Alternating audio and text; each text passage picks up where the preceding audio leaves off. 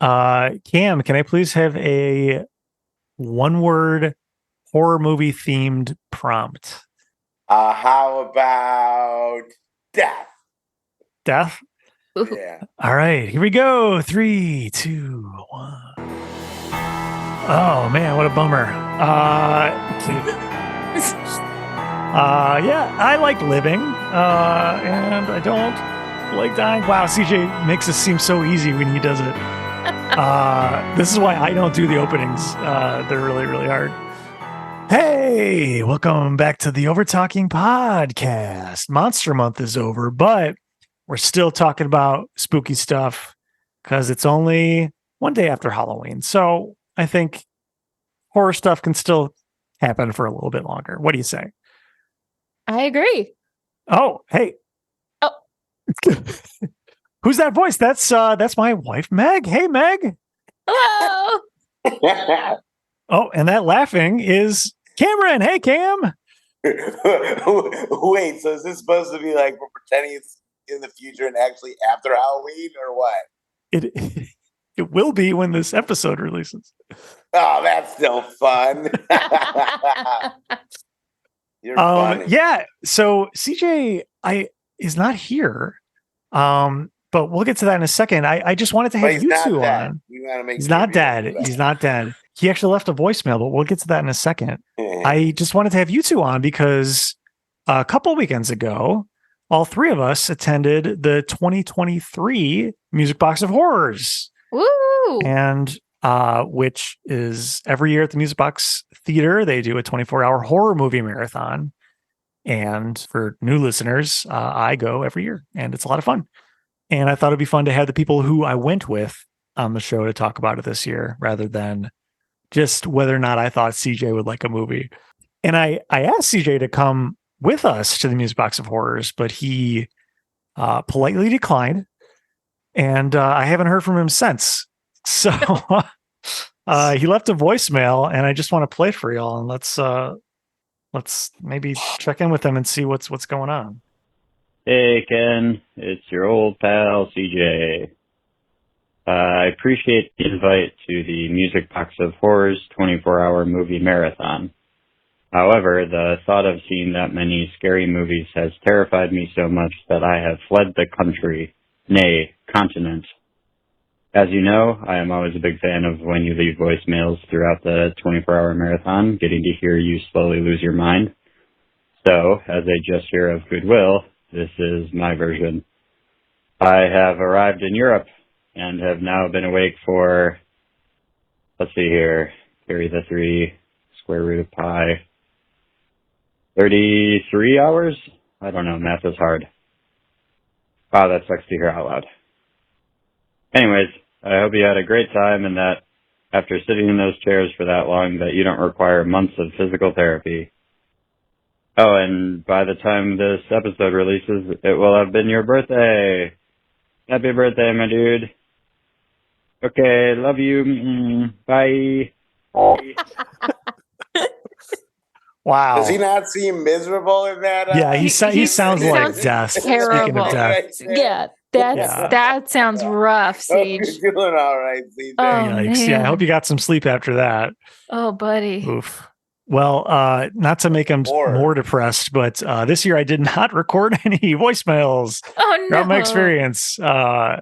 It was did you do that last time? I've done that for a couple years in a row, and it was fun to like give CJ the updates of how I was feeling throughout. But Cam, you were there a lot of the time with me, so I didn't really feel the need to 15 hours, I think. Somewhere like that. Yeah, seriously. You were there for at least 14, 15 hours. The Bears game, I would have stayed. The only problem is if I had to sleep, I probably would have left, or my snoring would have been a horror show in itself. So hey, you wouldn't have been the only one.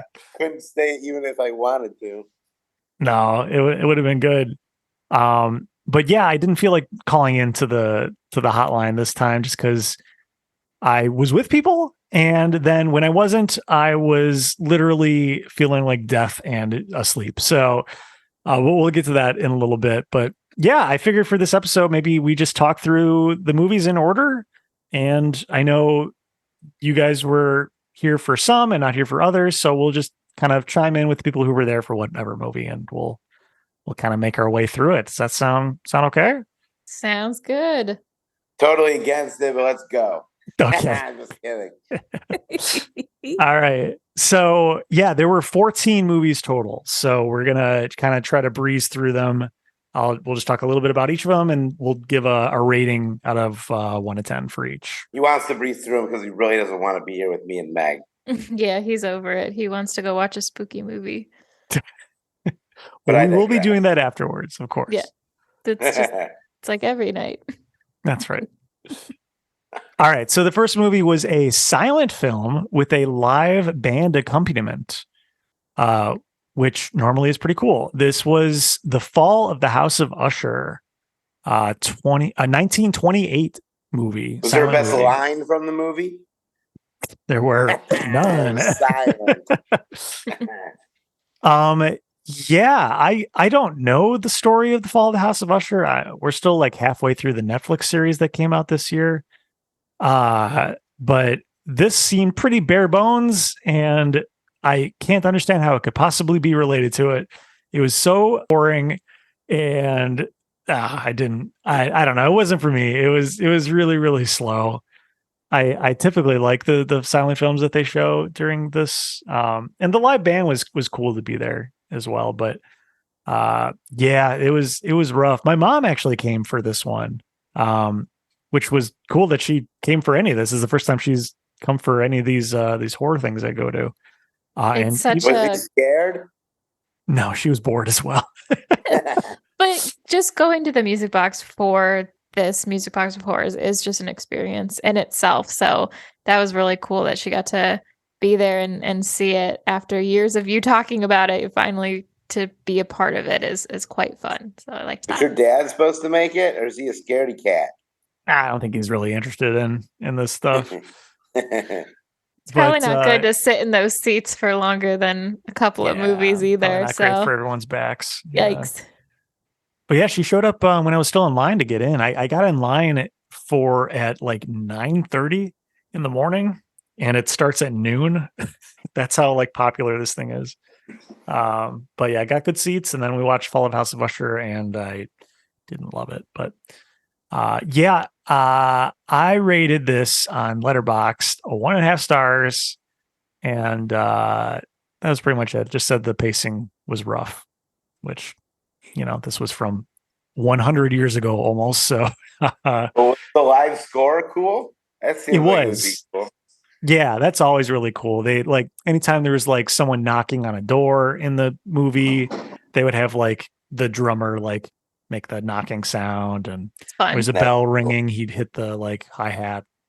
That would keep me interested enough, even if the movie kind of sucked. I mean, it was 1928, right? Can you imagine? It's almost 100 years old, that movie. I know. It's wild. That's crazy. But yeah, the Alvin Cobb Junior Trio is the group that did the accompaniment, and they did a great job. That's awesome. All right, so next up is When Cameron Arrived. Oh, yay. Yeah. And this was for Burnt Offerings, 1976's Burnt Offerings, shown on 35 millimeter, which was pretty cool that they were able to dig that up. Yeah, crunchy, as they described. That's right. It was crunchy. I would completely agree, and I think it just added to it, to be honest. Yeah, it's always fun when they got these like really, really old reels of film that they show. But probably not the crunchiest thing we saw, but we'll get to that later. This, at least the color was still visible. But yeah, so Burnt Offerings, Cam, this is probably the first time you've seen this, I would imagine, right? Oh, I'm a big Burnt Offering fan. It had to be at least the 5th time. You're a big burnt head? It was the first time, and like any of them, I enjoyed it to an extent. Mm-hmm. Yeah, it's good for what it is, right? It's a haunted house movie, basically, that I won't spoil exactly what's going on, but a family moves into a house. I'm sure all your listeners are going to be rushing to go watch this one. Maybe I mean, it's a decent movie overall. It's not bad. It's just. Oh, have you both seen it? Yeah, we had seen it recently. Yeah. We had seen it maybe a month or two before it was shown at the Music Box of Horrors. 6.4 on IMDb is not too bad. 6.4 out of 10. Oh, Oh, that's not bad. IMDb is usually pretty critical, so that's not bad at all. It wasn't a terrible movie. It was a little bit slow, I think, at points, but when the spooky stuff was happening, it was pretty good. This is the movie when I first realized that the Music Box was playing the sound so freaking loud that my ears hurt. And it was that way the entire time. Do they do that because it's scarier? I don't know. Everyone could hear who's hard of hearing. Like, I think it's really loud. The Music Box Theater is kind of known for poor sound quality. So I wonder if they're trying to like compensate for that by just blaring the audio. I had no clue they were known for that. Yeah. It's kind of a good thing to be known for, right? Anytime there was normal just conversation, it was kind of quiet, and then someone would scream or something would crash, and it was ear piercing. Yeah. I had to put in earplugs because it was I was going to say next year, so bad. Earplugs. Yeah, I brought them knowing that it was going to be bad, but it was worse than before. Mm-hmm. Yeah, it seemed like, especially the 35 millimeter prints that they showed, just because like those seemed to be a bit more tinny sounding. They were a lot more piercing. I mean, we were not right in the front row or anything, but we were more towards the front of the theater. But I would imagine that would be the case anywhere in there. I mean, it was definitely surround sound though, right? Like you could tell that it came from the back, from the front. So, I mean, yep. We were surrounded and ear-piercing screams the whole time. It was great. Yeah. All right. Scale of 1 to 10. Cam, what would you give Burnt Offerings? 5. It's a solid 5. It was well, for what it was good, right? It was. Yeah. It kept my interest for sure. I think I was hoping for a little better ending, but I mean. Well, it wasn't too bad. Not bad. The whole thing was a build up, basically, to the end. Right. Yeah. The end is kind of scary, actually. I liked it. Meg, you've seen Burnt Offerings. Do you want to give it a quick rating too? Yeah, I'd say 4 or 5 out of 10. That seems pretty good. I don't think it's one I would watch again, which is why I skipped it for the Music Box. But it held my attention when we watched it, and I definitely remember parts of it. So I think it was decent. I might watch it, along in the future if I stop remembering it, but it was fine. I gave it on Letterboxd 3.5 stars, so that's equivalent to a 7, which seems generous. That does seem generous. But I'm gonna just stick by it. I do like this movie. I think more than both of you, but it was pretty good. My mom dipped out in the middle of it because she was too scared. No, because she was too scared? That's what she told me. She said she was too scared. Does that mean she was too bored of it? I don't think so. No, she's told me that she find out the truth. She's seen Burnt Offerings before this. Like she might have seen it in theaters when it came out. And yeah, she said she was really scared and she didn't want to stick around to the end because she kind of still remembered the ending, and that was pretty scary. It was pretty loud. So I'm sure that didn't help with it. Yeah. She also had loud noises were loud. Yeah. Yeah. God bless. All right. We gotta move on. Next up after Burnt Offerings, we're now at already 3:35 in the afternoon, is a movie called Ozone. And this is a 1995 direct-to-video released movie that probably no one's ever seen who's listening to this. And they had the lead actor, James Black, in attendance, and he did a post-film Q&A afterwards, which was pretty fun. And yeah, Ozone is a really weird movie about this drug called ozone that the main actor gets injected with, and people are turning into zombies, and there's weird monster zombie things, and Man, it's a weird movie. But still, I thought it was entertaining. Cam, Meg, you weren't here for this one yet, right? No, I skipped this one as well. Cam, what'd you think of this one? Oh, I mean, like going in, it's like what they say. They made the whole thing for $3,500. Like, Right. I mean, it's probably impressive that it even was picked up by any company to be made into a VHS. So like, you knew what it was coming in, and like sometimes like, what do they say? It's so bad it's good. I mean, I wouldn't say it was good. I'd say it was bad, but it was like enjoyable to watch because it was kind of pretty comical. I think the thing I think they were trying to be serious to me, and like how like there's those whole bunch of movies where they're like intentionally like being bad and like they're trying to get like those laughs. I feel like I didn't get enough laughs because they were trying to be super serious, and it was just kind of a really bad horror movie. Yeah, I agree with that. I didn't love it. I thought it was fun to see with an audience. Because there's some wacky stuff that goes on and the audience is reacting in the way that I am thinking of the movie, which, we take it in good fun. But yeah, it's, it's not the best movie in the world, but it was cool to watch it with the lead actor, in attendance and to hear the Q&A afterwards. That was pretty fun. I always enjoy that. That's probably Yeah. my favorite part is having those people like do the Q&A after. Like the one last year was awesome too. Yeah, it makes it feel like more of an event, right? Rather than just watching a movie you could watch anytime. I didn't realize how. I mean, he's not a big actor at all, but like the amount of credits that main guy in that movie had is pretty astronomical. Oh, really? What did he go on to do? An episode of Burn Notice, CSI, like Malcolm in the Middle. Like he has like wow, it's got to be over 147 credits or something like that. Oh, good for him. 156. Wow. I'm surprised. That movie was bad.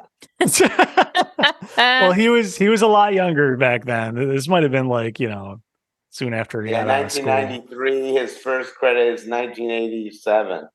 Okay. Wow. Well, that makes it even cooler that he was there in attendance. Yeah, I know, right?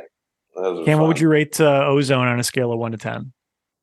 Oh God, I can't even believe like IMDb is like it as a 4. It's got to be like a solid like 1.2.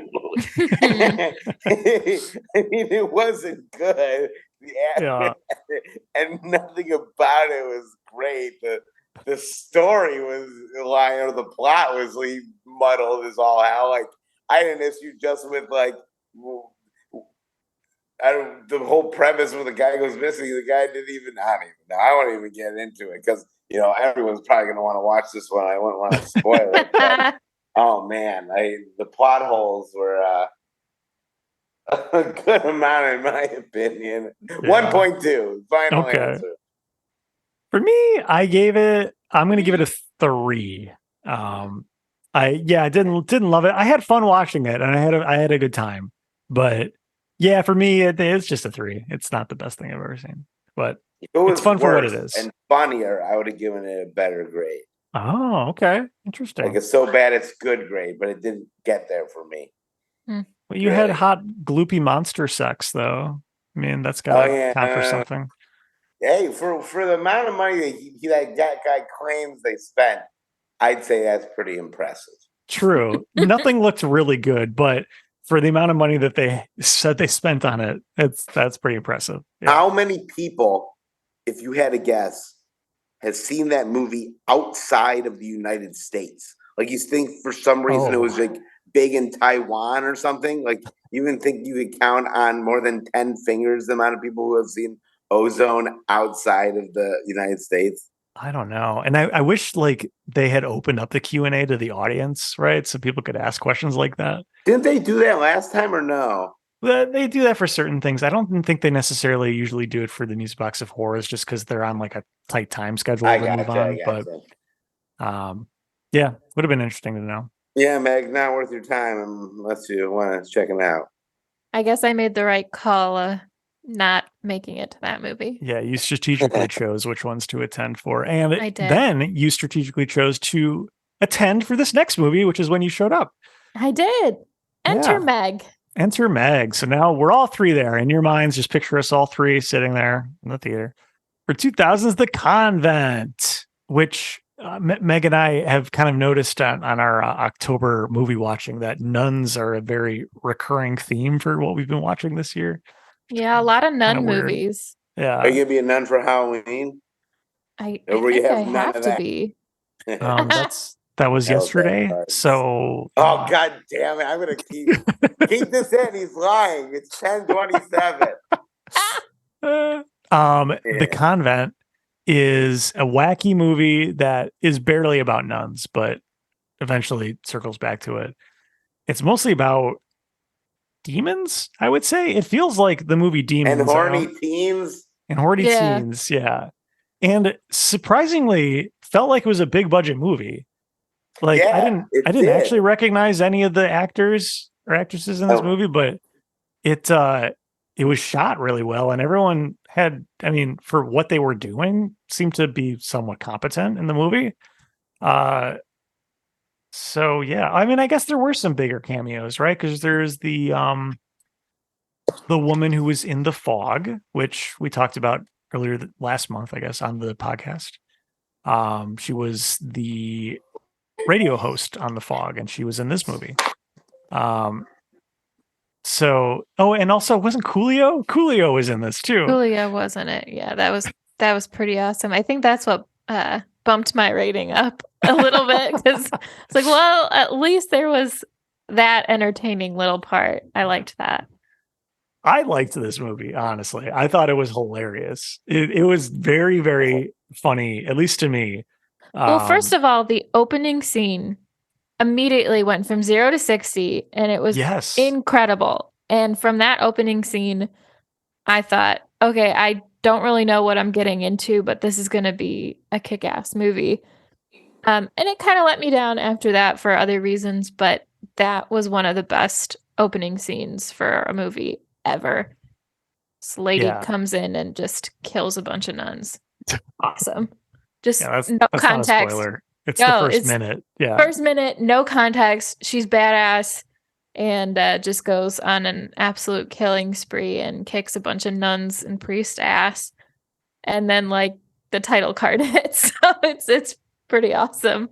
And then it immediately shifts gears into a teen comedy.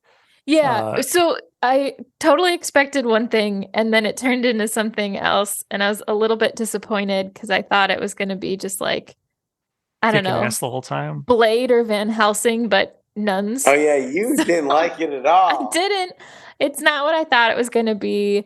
So I felt a little let down and a little confused. I thought it was trying too hard to be that like kind of funny, low budget feeling while still being like actually well done special effects for what it was. I thought it was trying too hard. But the crowd loved it, and it was definitely fun to see it with that crowd because they made it, I think, a better viewing experience. If we had watched that at home, I would have probably left or turned it off. Yeah, well, I would have kept it going. I know. You guys liked it. You guys had a nice time. To keep things moving, let's move on to the ratings right away. Cam, to get your opinion on this, what would you rate The Convent on a scale of 1 to 10 for you? Oh man, I'd say a 5.9. Not 5.9? quite a 6, but Okay. I thought it was funny. The one-liners were constant. That my favorite character has got to be that like guy who was just full of himself. Yeah, Who was trying to go after all the girls. I thought he was funny, so I give it a solid 5.9. Okay. Meg? I gave it a 3, I think. Oof. Yeah. Oof. Wrong. I didn't love it. It was not for me. Doesn't mean it isn't worth a watch because I think some people would really like it. But you just knew not it was for me. more comedy horror, would that change, or you didn't like that part at all of it? I think maybe if I knew it was a horror comedy going in, it would have changed my expectations. But all I saw was a screen grab of the zombie nuns, and I was like, oh man, this is going to be like all the other really dark nun movies we've been seeing, and I had no idea what I was getting to. So, yeah, if I had known a little bit more, if I had done a little bit more research, I might have gone in a different mindset and enjoyed it. But And I can understand that because you picked and chose which movies you were going to see as part of this, as opposed to Cam and I. We're just kind of letting everything wash over us, and we're just kind of taking it for what's being thrown at us. So I could definitely understand you being like, "Oh, I'm looking forward to this one thing, and I'm expecting this one thing." It's the first thing that you're there for, and it's not quite what you were thinking it was going to be, even though it may have been good for you in a different context. Yeah, still enjoyed it, just not exactly what I thought. But Ken, what did you think of it? I give it an 8. Whoa. Yeah, I really liked it. I thought it was hilarious. This is some interesting scale you got. Yeah, here. wow. I feel like all of Ken's like movie ratings are a bit higher than ours, Meg. Mm-hmm. I wonder why. I liked it. I don't know. The 8. Maybe we'll average out to what it really should be. Is it per genre though? Like is an 8 in a horror comedy different than like an 8 in a drama for you? Like you compare an 8. I feel like an 8's a damn good movie, right? Like would you? 8 is that like it's really blanket, and it's just how much I enjoyed the movie. That's really all I'm doing. I got so I enjoyed it a lot at the time, so I gave it an 8. If I had watched it at home without an audience, yeah, I might not have enjoyed it that much. So it's kind of that thing, right? Like it's just how I experienced it. Mm-hmm. Gotcha. All right, and then after the convent, we're now at 7:15 p.m. We're a fourth of the way through this marathon. Oh, do we get Subway at this point? We got Subway before the convent. Oh, okay, yeah. And then we dipped out of the Q&A a little bit. And you didn't get Meg a sandwich. Oh, yeah. That's why you didn't like the convent. That's right. I was hungry. She didn't get a sandwich. You guys were scarfing down foot-long subs next to me, and I was like empty-handed and sad. No sub. The best part is he knew you were coming at that point, and we went to Subway, and he didn't even ask or think about it. Look, I felt really bad about it. He got a foot long, and I think he ate the whole damn thing to himself. Maybe he already knew you wouldn't like it, but he didn't even ask. Didn't even offer. That is not true. Not even a bite. Oh, come on. I offered to go back and get you a sub as soon as I saw you. So I apologize. I felt really, really bad about it because we walked in with subs and like, oh fuck yeah, Meg's here now too. Shit, we should have included her in getting this sub. So Meg, you should have told him how you really felt.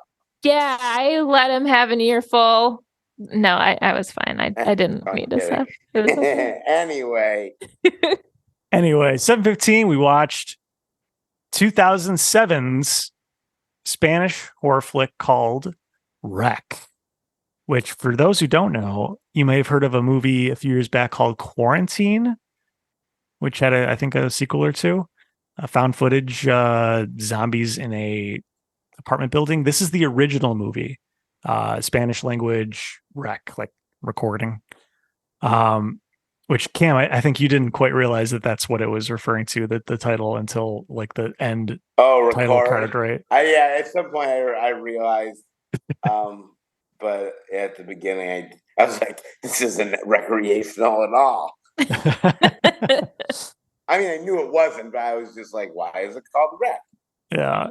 Just waiting to find out the whole time, and then didn't realize it's because they were recording it. Quarantine came out a year after this one. So like that was quick turnaround. Copied it, I guess, maybe, or something like that. Literally. I think they said Sony had bought the rights to the movie in the US for distribution, basically just to remake it. Yeah, I did too. I thought it was really well done, and I get why. Great. Yeah, I'm usually not a having to read subtitles kind of guy, but I think like the having it was it Spanish?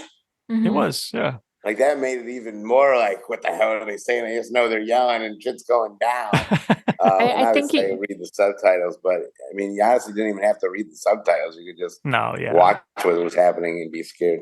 Right. Yeah, at a certain point, I think you're like, you don't even need to read. You just know that something crazy is going on, and you're just watching it all unfold and kind of focused on what's on screen. So I like the found footage. Is it found footage, or what do they call this style? Yeah, that's what I they always would call like this. these ones because I feel like I could put myself in there, and I'm like, holy fuck! If I was in there and I was quarantining somewhere, I'd be shitting myself. I definitely wouldn't make it out alive. And I was like, yeah, not cool. This movie was so good, so well done. Just really, really effective little scares and moments, and yeah, really loved this. I'm so glad I got to see this there. It was awesome. And even like, you know what's coming, right? You know more people are gonna die. People are gonna fall from certain things, but you don't know when, and it's still like pretty cool. Yeah, for sure. And they got a 35 millimeter print for this too, and there was a whole story that the general manager of Music Box talked about it, what he had to go through to get it. But yeah, it was, I believe, a festival run 35 millimeter print that he got, like, just in the nick of time to screen it. That. Or that was incredible. I know he said he got mad at this person, but how do you yell at someone who's in Spain? Like, how the hell do you get them to like after getting the wrong one, resending something? That's just crazy to me. Yeah. Didn't he say he got that morning too? He got it the day before morning. Okay. I thought he said that morning. The shipping cost of that and how slow things are, and it's in Spain. I don't even know how it was humanly possible to get it. Yeah, I don't know. So worth it. That everything he did to get it there really paid off. That was incredible. That was great. It's always a bit more special when you get to watch it on film versus just a digital copy, because you can watch that difference? Anywhere. I guess I'm not even sure. So, you'd asked me that too during the thing, and I was thinking more about it, and I think I had said, like, well, it's maybe higher quality, but I don't know if that's necessarily true. But it's really just, it's typically things, especially older films, were filmed on film and were meant to be shown on film.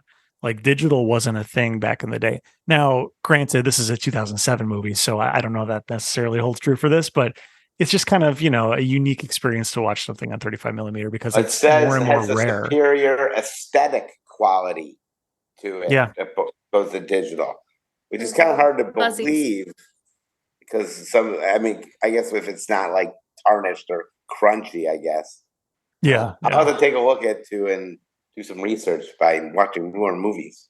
I think it's kind of personal preference a little bit, but Music Box definitely has a preference for 35 millimeter, which is cool because it's one of the few places you can still watch these older. Yeah, I think that's the cool part also is that it's kind of vintage and old school, and not everyone's doing it. Which I always love, even sometimes just taking it on a cassette and listening to that because it's just like something people don't do. I mean, that's why records are cool, right? Mm-hmm. Exactly. All right, now we're at 8:45. Meg, you dipped out. Did we do ratings? Oh, no, we didn't do ratings. Sorry, Rec. Thank you. Yeah. What's everyone's recommendation for Rec? What scale of 1 to 10? Meg, why don't you go first? What would you rate Rec? I gave it an 8. I loved it. I would totally watch it again. I really liked Quarantine, so I knew I was going to at least enjoy watching this, but I thought it was somehow even better. So I give it an 8. Definitely go see it if you can see it. Nice. Cam? That's my rating. Your wife stole my rating, but I also said 8. Yeah. Held my attention the whole time. I did want it to end just because it was kind of scary and I wanted to get out of there, but I thought it was really well done, and I have nothing bad. It's hard to be like, what would make it a 9 or 10? I really don't know, but I'd say an 8 is a solid rating for it. Yeah, those last few minutes were super scary and tense. And I was going to give it an 11 or something. Well, guys, I'm in the handholding club. I also gave it an 8. Yay! Yeah, 8's all around. This is probably the highest rated one, so at least so far, between all of us. Yeah, it was so good. It was actually scary. My only downside was just for this screening, but like it was so fucking loud again. Like my ears pierced. Yeah. I had a problem with it, but I also kind of like made it even kind of creepier. It was so freaking loud. So loud. That yeah. adds to the scare factor a bit. Yeah, for sure. sure. All right. So, Meg, you dipped out after this. Bye. You come back later, though. So, stick around. Bye. No. But Cam, you're still here. It's 8:45 p.m. And we're watching Eight Eyes. It's a brand new movie, still in the festival circuit. This isn't even released yet. Oh, yeah.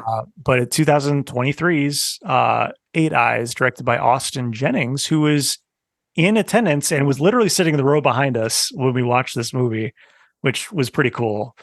Also made me feel like I had to control my reactions a little bit. Like I was kind of self-conscious while I was watching. I was like, oh, if I don't like it, like I better not like yawn or I don't know.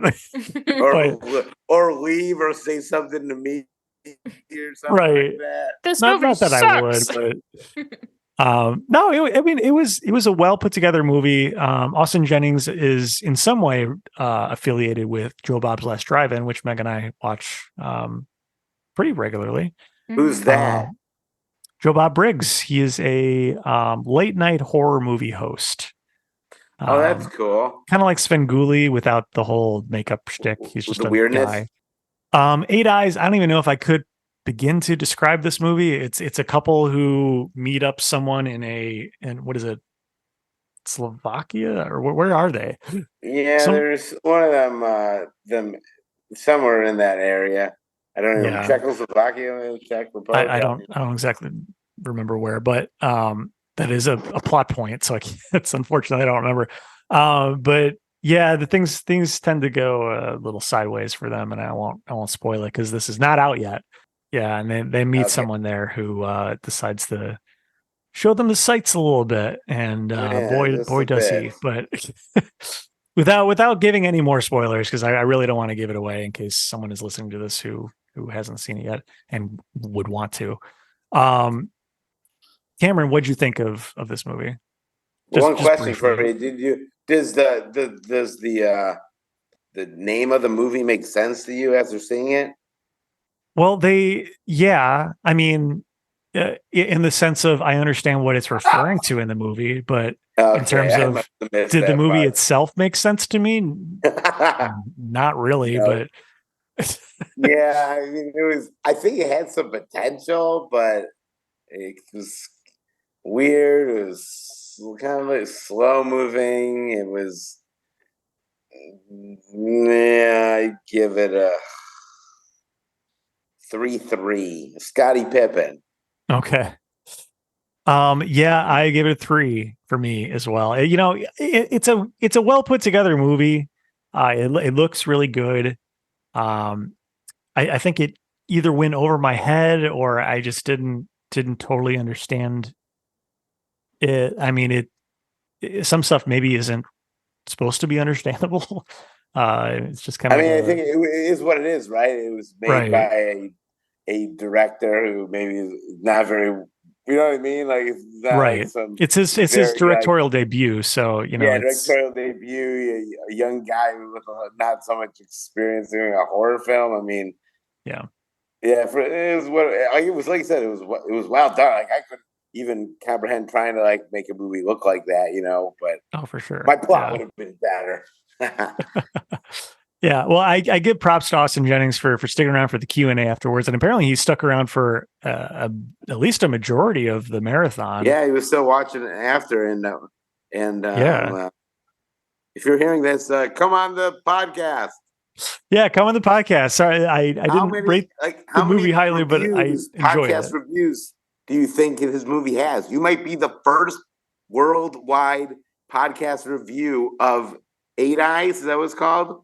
Yeah, I mean, we're probably one of the first, at least. Yeah. Yeah, you should just title that the title, and then just get that going around. The first review of Eight Eyes. Yeah. Yeah. By Austin, what's his name? Jennings. Austin Jennings. All right, we got to move on. Next up, it's now 11 p.m. They have now opened up the half marathon ticketers to come in, which is interesting. Have they always done that? No, I don't think they've always done that. They've done it for at least several years now. They probably notice like people leave, so they leave spots open, so they're trying to monetize as much as they can. I can imagine. Well, I don't remember this thing always selling out either. Like there used to be you could get tickets the day of. But really? now it sells out, and they started selling these half marathon tickets, basically counting on exactly people leaving once it gets really late to free up seats. But I don't know how they calculate how many of these other tickets they can sell, because what if everyone were to stay the whole time? Right? Except you Yeah. probably can't offer people hundreds of dollars when they don't have a seat.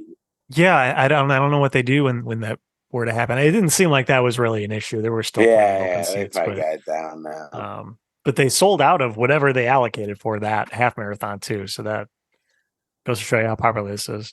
But yeah, it's 11 p.m. and we're now talking about 1992's Candyman, which Meg, you've seen before, so you can chime in here too a little bit. Yeah, I think everyone's probably at least heard of Candyman. You say Candyman 5 times in the mirror, and he shows up and kills you. That's Candyman. Oh God, that's Candyman, scary. Candyman. in the mirror. God damn it. Damn it. Yep. Cam, this was your first time seeing it though, right? Yeah, the first time seeing it, I really didn't know anything about it. I thought it had candy canes, and there was none such in the movie, so that was disappointing. There was Bummer. very little candy. Yes, I will give you that. Yeah, why was he called the Candy Man? His backstory of like the actual guy who turned into Candyman, I think he made candy or something like that. Oh, I don't really? exactly remember. It was like a I don't one even line remember that thing. being in the thing.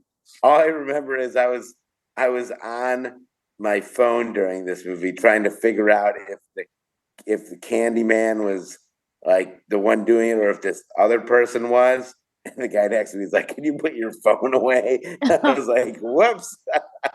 Yeah, you were on it for a while. I remember that.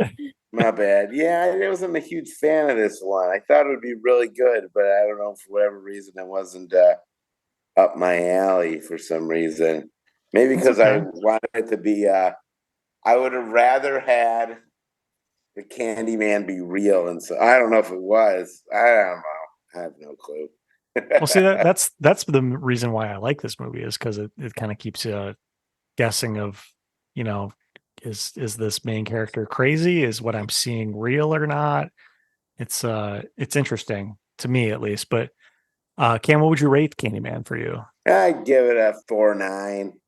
4.9? I thought it was just okay. I didn't think it was a bad movie, and it just wasn't for me. I think maybe a Covenant type thing or Convent type thing. It just wasn't my cup of tea for whatever reason. Okay. And I thought that lady was the woman from X-Files when it wasn't, so that made me sad too. Yeah, it was not Dana Scully, unfortunately. Damn.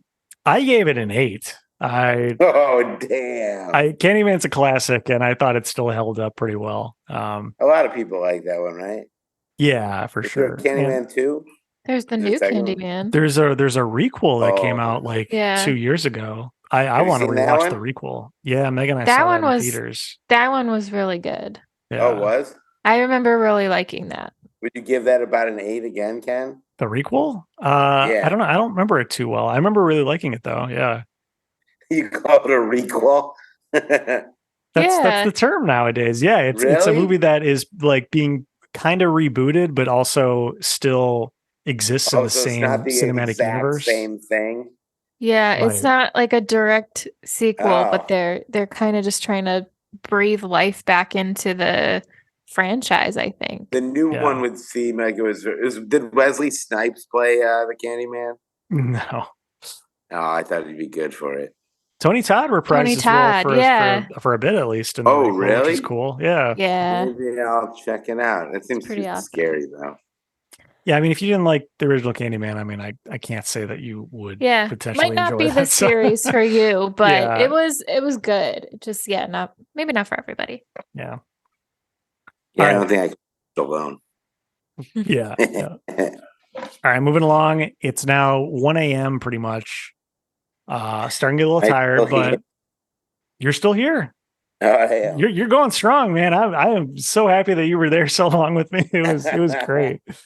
But now we're going into some I believe it's a Japanese film called Haze.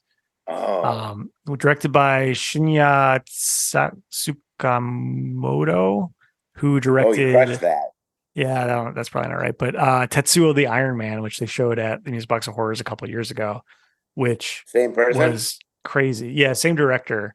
That movie was crazy. This was at least somewhat more grounded. Was that one horror too? That was horror. It was weird, man. It was about this dude who like his insides kept turning to like wires and like sharp metal and stuff. And then he would have sex with women. And that's all I remember Kill about them? it. I don't remember. Oh. He turned into like a full on machine at the end of the movie. It was I wild. really liked Haze, to be honest. I liked Haze too. At least the first half of Haze I liked. I'm trying to think that. And I thought it was cool. That's like it's more like torture horror, like what's it called? Saw type stuff. I got a sense of that. I don't know. It was cool. Yeah. So this is a 2005 movie. For people who don't know, the Haze, at least it starts out with a guy who is in a very confined, like concrete space, meaning like there's maybe an inch in front of him and behind him is more concrete.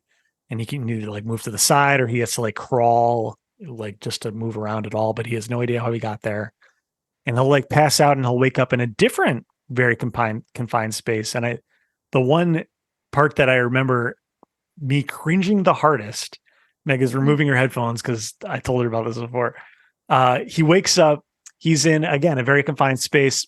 There is barbed wire under his feet. So he's standing on his tiptoes. He can only move to the left or right. But in front of his face is a metal bar also running horizontally, and his mouth is open over it so that his teeth are scraping along this metal bar as he moves left and right, trying to figure out how to get out of here.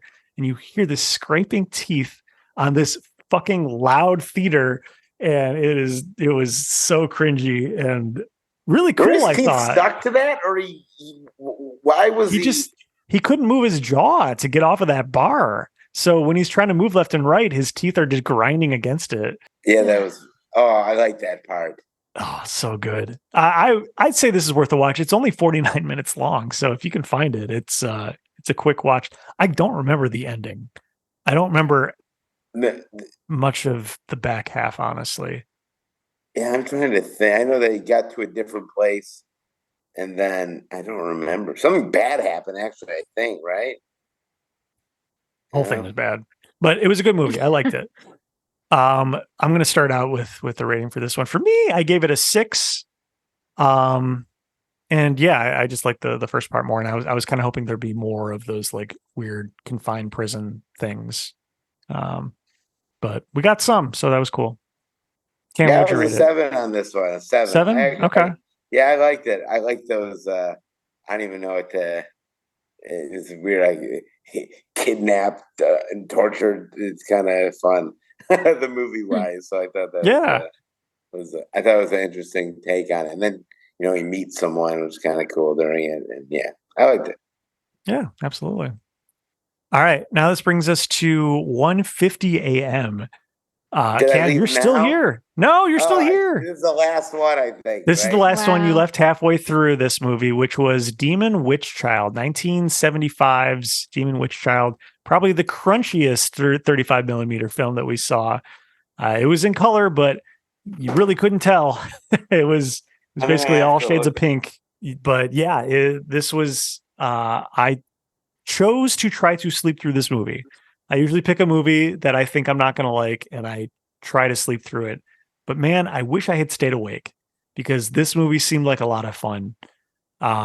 It's basically a ripoff of The Exorcist. There's some girl who's possessed, and she says like way more crazy shit in this movie than the girl in The Exorcist ever did. And I kind of want to rewatch it at some point so that I can actually witness it. And I'm really kicking myself that I didn't try to stay awake through this movie. But Cam, you watched at least half of it. How much do you remember? I don't think I watched half of it. From what I remember, there was some weird scenes at the beginning. No, like were two people just in. Oh man! I took my glasses off. I literally couldn't see. I remember, I think I was like, this doesn't seem like it's for me. And then I like laughed. I think I saw like 20, 25 minutes of it from what I remember, but I remember it kind of being dull and boring. And you're like, you were going to sleep through it. So I'm like, maybe it's time. Yeah. Had to go to the Bears game the next day. Oh, wait, does that mess up our timestamp here? Oh, my No, bad. that already happened. That's okay. Patriots great win that day. But yeah, I don't remember much. Like I said, if you were gonna sleep through it because you didn't think it was good, I wasn't gonna sit around for it. Yeah, I think I was wrong though. I think I was wrong. Oh, really? Yeah, well, I can't give it a rating because I didn't see it, but the audience seemed to be laughing a lot at it, and I heard some of the Really? crazy shit that the little kid was saying, and it was pretty entertaining. Oh, So, darn. yeah, I wish I had stayed up, but I can't give it a rating because I didn't see the whole thing, which will become a theme coming up because I was very tired. But yeah, Cam, you dipped at this point, so I'm gonna breeze through the next couple because I had trouble staying awake for the next two movies. At 3:30 a.m., they showed 1986's Sorority House Massacre. Stayed awake for a little bit of the beginning, but then Ooh, that sounds fun. How is that one? don't know, slept through it. Then at 5:05 a.m., they showed Piranha 2: The Spawning, directed by James Cameron. Really? Yeah, I was excited to see that. It was like his directorial debut. And I had watched Piranha in preparation for this. And so I was like, okay, I have to stay up and watch this. And I made it halfway through the movie, but I tried as I might. I conked out in the back half and I missed part of it. So, oh my God, 5% on Rotten Tomatoes. So he's gotten better since his first movie, huh? Yeah, I'm pretty sure James Cameron. Is that what you're talking about? Yeah, the Avatar James Cameron, Titanic James Cameron. That's crazy. Yeah. But yeah, it was I liked what I saw. Anyway, that's wild. Yeah, I was so tired. I usually do much better in these, but I usually pick a movie and I'm like, okay, if I sleep, I'll be charged enough to at least stay awake throughout. But I really struggled during this marathon, and I kind of wish that because I had missed so many movies, I just left and came back because I could have actually gotten sleep. But anyway. This clip says 40 years ago, James Cameron made the worst ocean thriller ever and launched an unstoppable career. Got to start somewhere, I guess, right? That's right. Yeah. I'm pretty sure he's kind of disowned his involvement in that movie, though. I don't think he likes talking about it. How can you disown it? He's the director. From what I heard, he was fired off of it. Are you for real? Yeah. That's crazy. All right. Then we're all the way up to basically 7 a.m. and they're showing Child's Play 3, which I've seen before. But I did stay awake for this because I like Chucky. I watched the TV show. And so I wanted to stay up for this. And I made it through this movie. And that's it. It's Child's Play 3. It's the killer doll Chucky. Nothing more to really say. I enjoyed it. It was really, really loud. Really hurt my ears.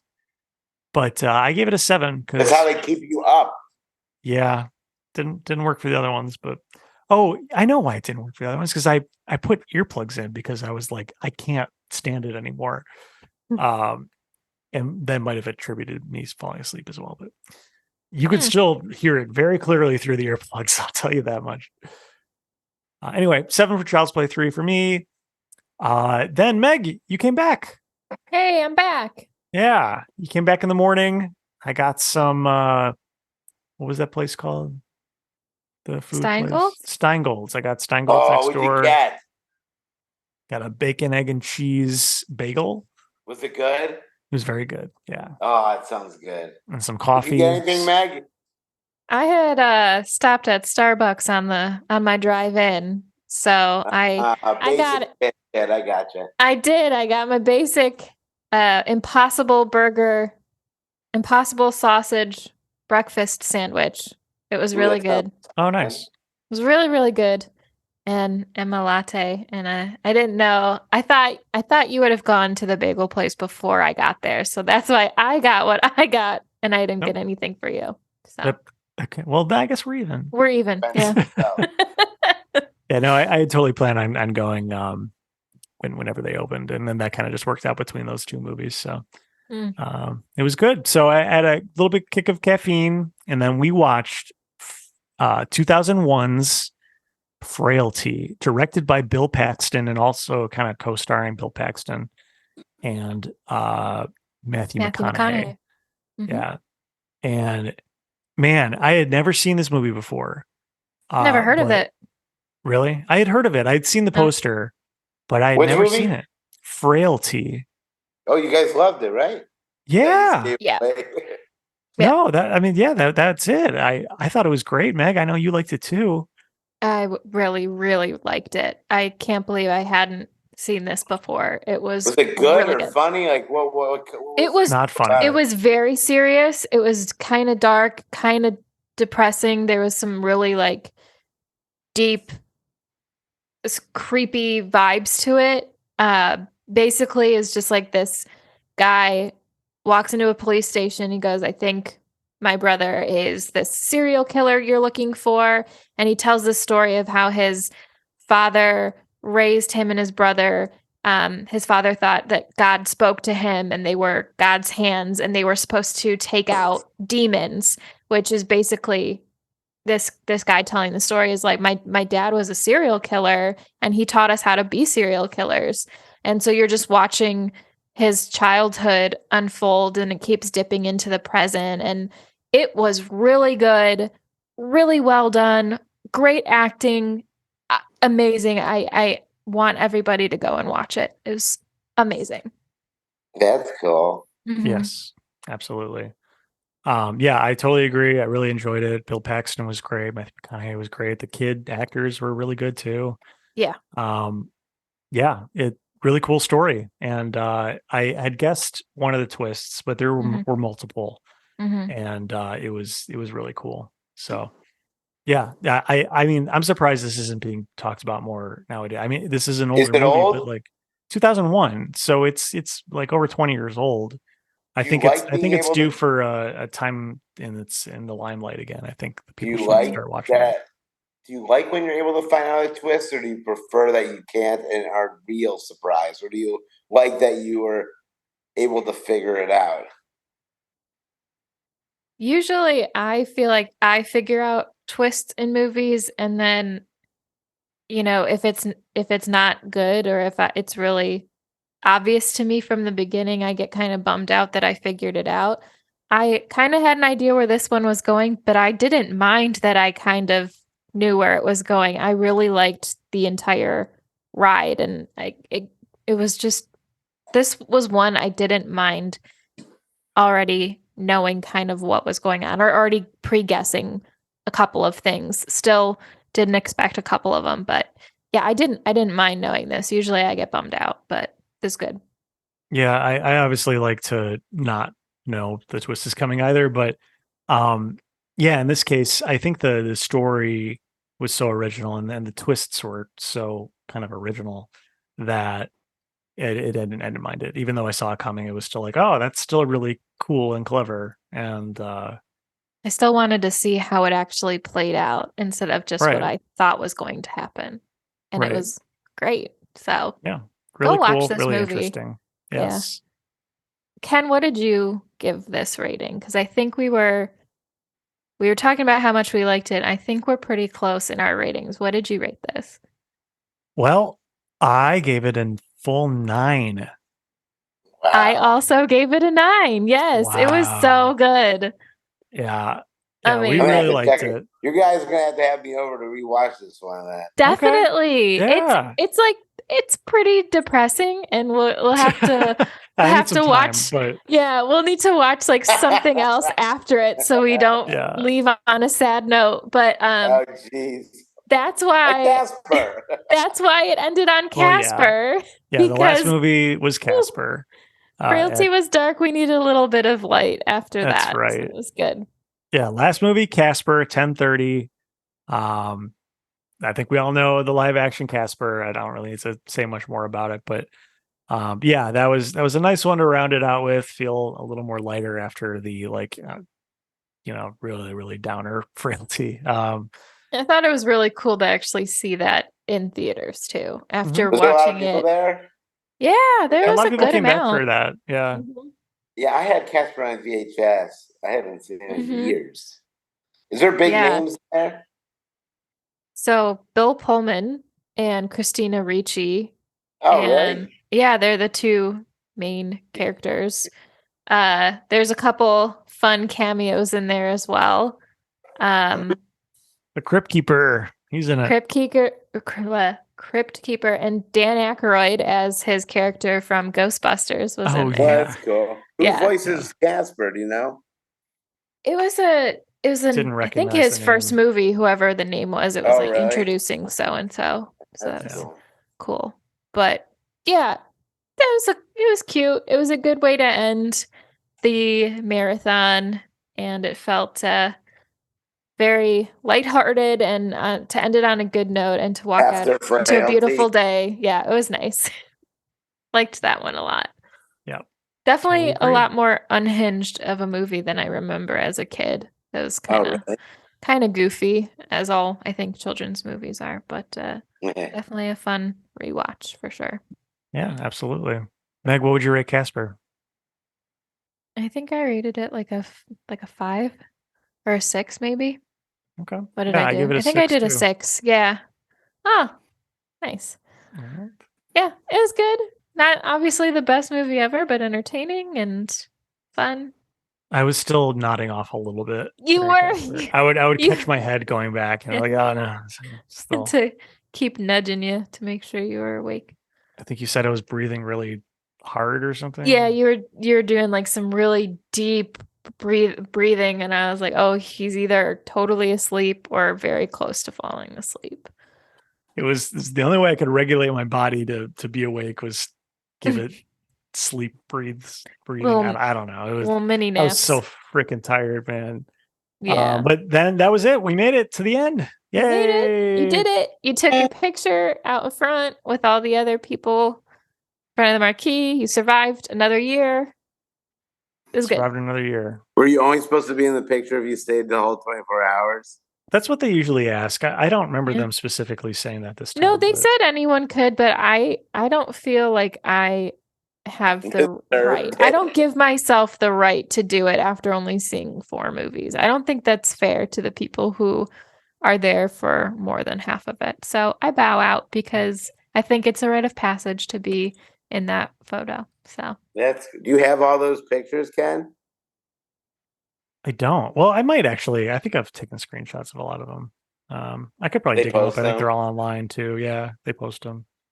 That's cool. Yeah. But yeah, it was a good time. Would I do it again? I don't know. I'll be honest. Like, I think I said this last year too. So, we'll see. Would you do part of it? Yeah, I will go next year for sure. But will I stay the entire time? That's the thing I'm not really sure about. I'll at least probably go for the beginning and probably stay to about the same amount that you did, Cam. Unless there's some really damn good movie you want to see. Yeah, it really depends on what the schedule is next year. Honestly, like I if there's wonder something I if really want to they- see in the middle of the night, then I feel what like do I they have to. put? Like, which ones are they putting at that 2 to 5 o'clock hour? Like, it wouldn't put a. It's Would tough. they put a banger there to get people to stay, or would people be mad because they put it at a time where a lot of people might be dozing off? Well, I mean, looking at this time, I mean, Demon Witch Child seemed like it was a crowd pleaser, but I think a lot of people don't necessarily care for Sorority House Massacre or Piranha 2, which are between 3:30 a.m. and 7. So I think that's the slot that they are maybe just putting things that are maybe not as much of a crowd pleaser. I really wish every year's different. Candyman. I wish Candyman was earlier. I would have stayed for that one too. I think they put that right at the beginning of the half marathon because they figured people Yeah. would come for that. Yeah. I That totally makes get it. Yeah. I wish it would be cool to have I don't know, find a movie or something where they can do a middle of the night Q&A would be kind of cool. Like some guys just there at like 3 a.m. talking. I know it wouldn't be like worth their time probably because they think, but I think it would be cool to do something like at that point or something. I don't know what, but yeah, I heard someone around us say that they thought it'd be cool if they did the silent film in the middle of the night, because like with the live band and everything too, because that might help wake people up. Although honestly, if they put Fall of the House of Usher in the middle of the night, I for sure would have fallen asleep. But yeah, maybe that's a good thing then. Yeah, maybe. The Q&A would be a good way to get people back awake and involved in what was going on. That's probably a good idea. Yeah, you could do a super low budget where the guy would just be happy to be there. Yeah. Absolutely. Well, I just want to say thank you to both of you for coming with me this year. And I had a lot of fun. All the time. Of course. Yeah, Cam, amazing that you stayed that long. That was incredible. If I wasn't going to the Bears game, I would have stayed longer, but I would have been miserable if I didn't get some sleep. Yeah. Absolutely. I briefly stopped by, though. You guys did. You stopped by in the morning to give us a belated wedding gift, which was very nice of you. It was awesome. It was cool to see you too in the morning again. It's like, oh, you're back. Yeah, no, I thought like you didn't expect me to be over. No, I had no idea you were going to stop by again. It was so nice. Yeah. That was awesome. I was going to see you guys spry and awake and ready to go for Casper. That's right. I was spry and awake. Ken was barely hanging on at that point. I was aware that you were there. Did you sleep the rest of the day or what? How did the rest of your day go? Got home, had some, I guess, lunch. And then went to bed? Did you drive, Meg, I take it? Yeah, so that's why I come back in the morning so I can pick him up. Did he fall asleep in the car? He did not. He was fine in the car, and then I think main things he wanted to do is get some food in him and take a shower and then immediately go to sleep, which he did, and he slept for a good while. And I woke him up, I think, around 5:30. Oh, nice. Yeah, get some dinner and then go try back to get back to a normal sleep schedule. Yeah. But you did it. You guys both did it. Woo! Good. Another year. Would you guys come back next year? Oh, hell yeah. I would. Yeah. Sweet. I loved it. Awesome. Yeah. I like to catch a couple movies. I definitely can't sit that long, and it's definitely a badge of honor to wear. But yeah, I think you should try again. Keep trying. It's fun. I mean, it's funny. I watch like 1 or 2 horror movies all year, and then bam, 8. So it's cool. Oh, I got a trivia question for you guys. Ooh. Oh, okay. Hit us. Okay, so out of the 3 horror movie villains I give you, put them in order from most kills to least. Kill count totals include all sequels, remakes, and TV shows. Ooh. All right, you ready for the 3? Yes. Michael Myers, Freddy Krueger, and Pinhead. Oh, there's from most kills to least. Michael Myers, Freddy Krueger, and Pinhead. I'm bummed that Jason Voorhees isn't in there because I would have. Okay, we're gonna up it. I'm giving you 4 now. Oh no! Jason Voorhees, Freddy Krueger, and Michael Myers. All right. Okay. Meg, do you want to answer first, or should I? Pinhead, Jason Voorhees, Freddy Krueger, and Michael Myers. Does Jason have the most? Who has the most movies? There's Jason. Yeah, there's a lot of oh man, I don't know. That's tough. Okay, so Jason Voorhees has the most. I would say Michael Myers, Freddy Krueger, and then Pinhead. I think it's that's tough. Yeah, I think Pinhead's the last because he has a lot. They have a lot of Hellraiser movies, like more than you would expect. Right. But I think he only kills like 1 or 2 people in each movie. Per movie, yeah. But you know what? It's kind of the same with actually sometimes Freddy Krueger, but he does tend to kill more people. But Michael Myers as well. But there's a lot of Michael Myers movies. Mm-hmm. I'm gonna go Jason Voorhees, Michael Myers, Freddy Krueger, and Pinhead. Yeah. That's what I said, yeah. Right? Yeah. Okay. Okay. I'm going to give you the answer. Well, this is what they have. So, like, this is actually a question that was asked for Brain Sports Trivia. Oh, So, okay. I mean, you probably, no one questioned it, but from what you're telling me, it seems like either something they have. Well, I could be Pinhead wrong. With 321 kills. That's an insane number of kills. What? Jason Voorhees with 164, Michael Myers with 160, and Freddy Krueger with 62. Okay, so we're actually on the right track. We just had no idea about Pinhead. Pinhead total movie kills. Yeah, Did he kill like a whole swarm of people in one movie or something? Like, that's incredible. I mean, I've only seen 2 Hellraiser movies, and there was like what, 3 people? I know, isn't that like a lot? Yeah, I've only seen 2 or 3 Hellraiser movies, so I also don't know. But I know there are like there's a upwards lot. of 15 Hellraiser movies, and usually they're mostly like just a Movie name. Web places it at 246, while We Got This Covered has a whopping 321. So they used We Got You Covered as the kill counts thing. But either way, that's still a lot. There must have been one movie where they like killed an entire dance floor of people or something. We saw Hellraiser 2 last year. That movie was awful. Hellraiser 2? Oh, yeah. Did we see Hellraiser 2? Yeah, that's right. We saw that together at last year's Hellraisers. Music Box Wars. I couldn't forget what Pinhead looks like. He's a creepy character. Yeah. Who's your favorite movie horror villain or horror movie villain? Jason Voorhees for me. Oh, yeah. Yeah. I think both of you? I think Michael Myers is my favorite. Yeah. What about you, Cam?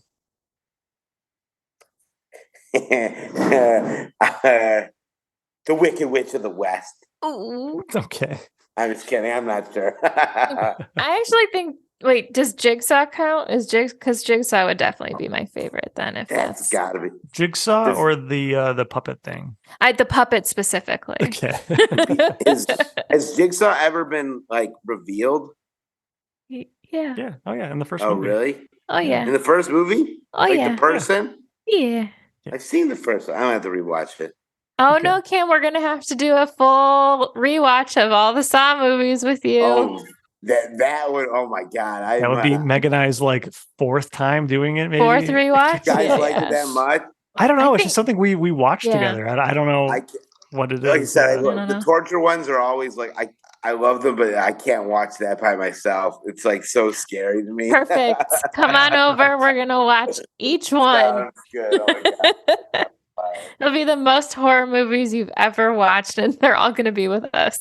Yeah. Oh my god, I don't think I'd make it. Well, but we Cam, made it Meg, through 2023 horror movie. We made it through 2023 Music Box of Horrors. Thank you again for coming. And of course, oh no, they're here. The Overtalking Overlords have arrived. Oh no, those are my worst favorite horror movie villains. Yeah, those are pretty good. Well, they're here to remind you, if you like the show, please go on Apple Podcasts and rate and review. Reviews are to help people find this podcast. Also, we spend money in advertisers. If you like the show, please tell a friend and spread the word. We'd really appreciate it. Thank you. You can find us on all the things at Overtalking Pod, or call or text us at USACat1591. And we'll be back to our normal format next week. So if you didn't like this, just stick back around. Hi, CJ. Hi, CJ. Hi, CJ. We miss you. Hope you're having fun. To America. And as we always say at the end of every episode, we miss you, CJ. Come back. We miss you. Come back. Come back. Bye. This episode of the Overtalking Podcast was edited and produced by Ken.